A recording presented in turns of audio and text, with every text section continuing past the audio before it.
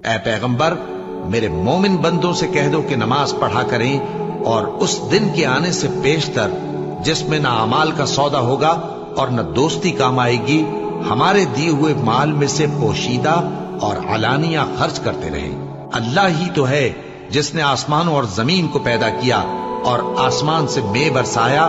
پھر اس سے تمہارے کھانے کے لیے پھل پیدا کیے اور کشتیوں اور جہازوں کو تمہارے زیر فرمان کیا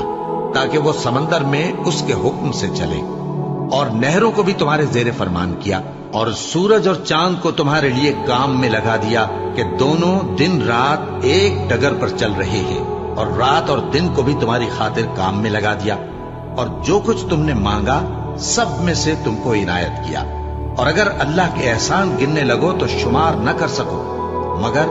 لوگ نعمتوں کا شکر نہیں کرتے۔ کچھ شک نہیں کہ انسان بڑا بے انصاف ہے۔